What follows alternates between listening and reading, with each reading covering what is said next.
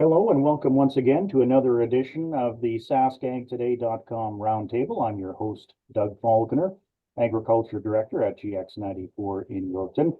We're joined by the Chief Agricultural Editor for SaskAgToday.com, Kevin Hursh, and 620 CKRM AgriNews Director, Ryan Young.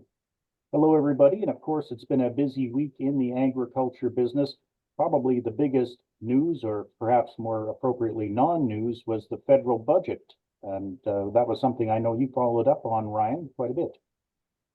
Yeah, and right off the bat, I spoke with Keith Currie, the president of the Canadian Federation of Agriculture, and Kyle Larkin, the executive director of the Grain Growers of Canada. And like you said, Doug, right off the bat, they were pretty disappointed with the lack of inclusiveness agriculture had in the federal budget. In fact, Kyle said that he counted on his fingers pretty much 6 times the word agriculture was mentioned in the federal budget. So for him, it just goes to show how much of a priority agriculture is for the federal government at this current time. But he mentioned that there is a number of items that were missing, ranging from investments to other programs and incentives and all that. Same thing with Keith Currie with the Canadian Federation of Agriculture saying the same thing. But what they were able to glean on with some of the items included in the federal budget, they were pleased to see some consultations will launch in June around the proposed amendments rather, to the Copyright Act to support interoperability of farm equipment. Although they did caution that it was announced in last year's federal budget, so they're waiting with bated breath as to whether they'll actually happen this summer or not. One of the other mentions was the livestock tax deferral. There was a paragraph in the budget about that. Looking at the news release here now from the Canadian Cattle Association, they kind of talked about that, and they're kind of cautiously optimistic about some meaningful changes being made to the tax deferral just to make it more responsive to, times of drought or flooding or any sort of extreme weather events, that farmers can have cash readily available on hand and support on hand to get through those ordeals.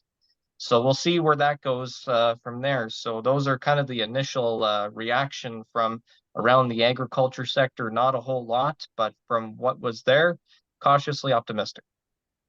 Kevin, your reaction to the federal budget? A lot of people are going to be watching the changes to capital gains inclusion. And coming up next week, I'll have an interview with the chief, agriculture specialist with MNP about what the changes to capital gains tax mean. And I'm almost hesitant to try to encapsulate the changes, but on the good side, the lifetime capital gains exemption is being increased from just over $1 million to $1.25 million, which would seem to be good news. But once you've used all that up, or if you're a corporation, the tax inclusion, it used to be that 50% of a capital gain had to be included as income. And now on anything over $250,000 for an individual and anything for a corporation, the inclusion rate as of June 25th is going to be 2/3 or 66.6%.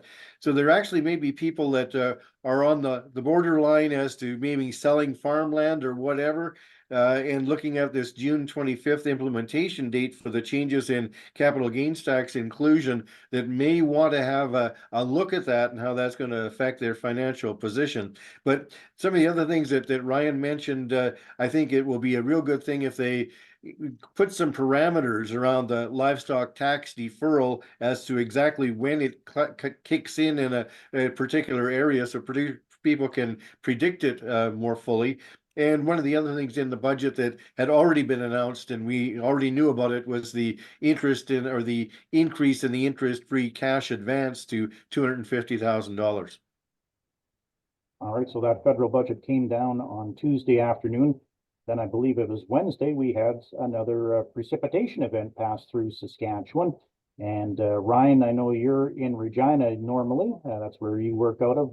Did you guys get much snow or rain out of that storm? Unfortunately, there was just enough to kind of get an acknowledgement that there was a storm.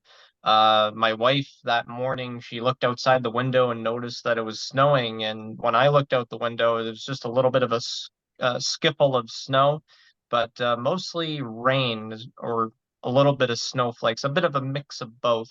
Whenever the snowflakes came down, they melted on contact with the ground. So we did have some moisture, but nothing compared to like Saskatoon or where I am here today as of this recording in St. Brew visiting my mother.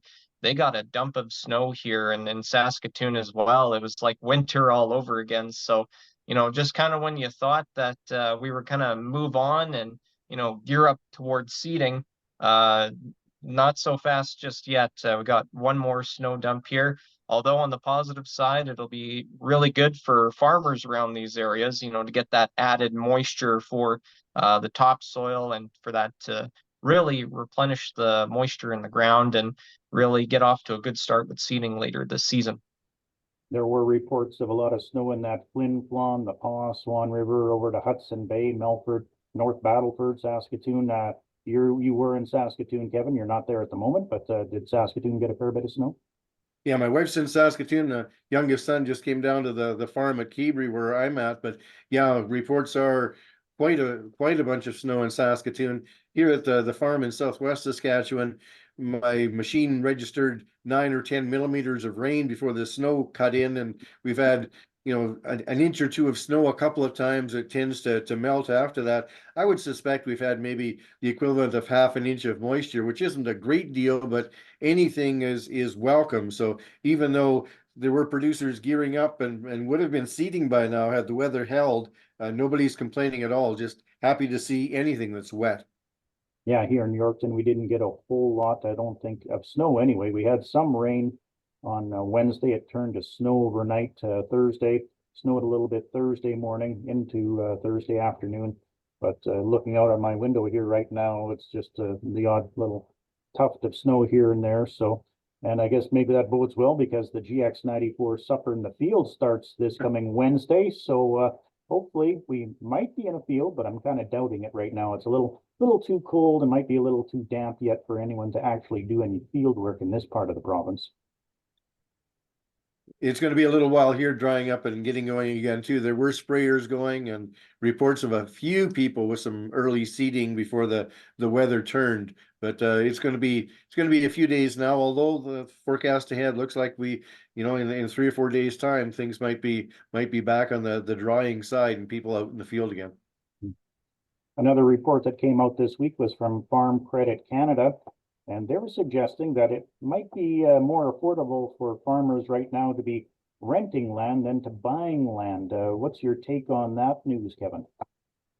It's an interesting analysis, and people always like to own land rather than rent land, but the price of land has continued to go up. Interest rates are still high compared to what we've seen in recent times. So the cost of a principal and interest payment on land, certainly in the FCC analysis, it shows quite clearly that that's well above most of the cash rental values.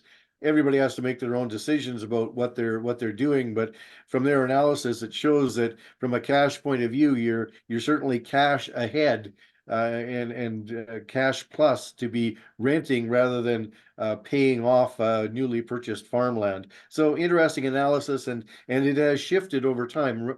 Cash rental rates haven't increased as fast as farmland prices have increased, especially when you consider the higher interest rate on top of those farmland price increases.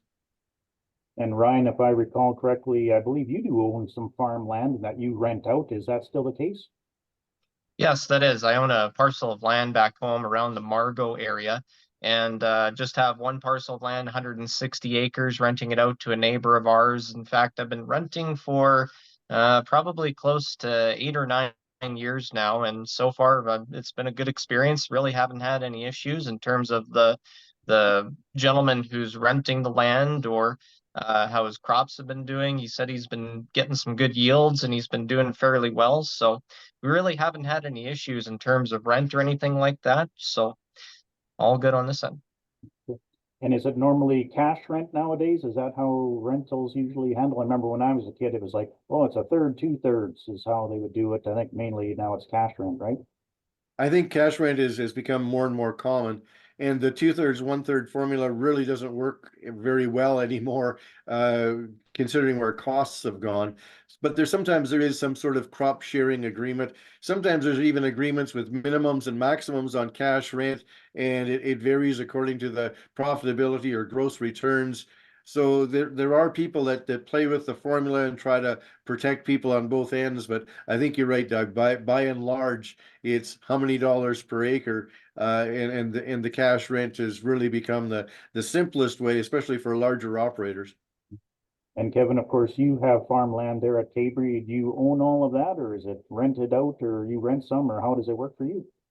Majority is owned, rent a little bit from the neighbors, but pretty small. Do some swapping of land back and forth with some cattle farming neighbors where they grow green feed barley or silage barley on some of my land, and I take a similar amount of their acreage to grow specialty crops. So we do some trading that way, but over and above that, do rent a little bit. But in my case, the 90% of it would be owned. And of course, there hasn't been a whole lot of news on the avian flu / bovine flu in the United States. As we talked about it last week, it's been in dairy cattle in the US, and we did hear an explanation this week as to why it's dairy cattle and not beef cattle. They're suggesting it might be being passed back and forth through milking equipment. What's your take on that, Kevin? Well, and plus they seem to think the vector is things like pigeons and blackbirds uh, rather than migratory waterfowl. I know on the roundtable last week we were musing as to why it would be affecting dairy cattle and not having been found in beef cattle. But if the vector is not migratory birds and instead is the birds that might be kicking around a dairy facility, that does make some sense. But I think the market is still a little spooked until this all plays out. But so far, no terrible news or nothing that looks like the situation is going to escalate. But I think they also continue to try to unravel the transmission and just what it all means. And the big announcement out of Saskatoon today was that the Saskatchewan government is increasing their amount of funding to the Western College of Veterinary Medicine at the University of Saskatchewan. It seems like the intent is to have more rural veterinarians who can handle farm animals. Obviously, good news, Ryan. Yeah, that is good news. I concur with that. I know one of our colleagues in Saskatoon was covering that announcement. Kevin, what were your kind of thoughts when you heard that announcement? Well, there's a tremendous shortage of rural vets. And quite frankly, people become veterinarians and they quickly learn that the money is made in companion animals and dealing with dogs and cats rather than getting the bejeebers kicked out of you with a cow in a muddy corral in the middle of a snowstorm. So it's tough to get people that will be rural vets and deal with the large animal issues, and because the money is much better in the companion animals. So anything they can do to encourage more rural veterinarians is really important for the livestock industry. Well, that's going to do it for this week's edition of the Roundtable. On behalf of 620 CKRM Regina AgriNews Director Ryan Young and SaskAgToday.com Chief Agricultural Editor Kevin Hursh, I'm Doug Falconer from GX94 in Yorkton, saying so long until next week.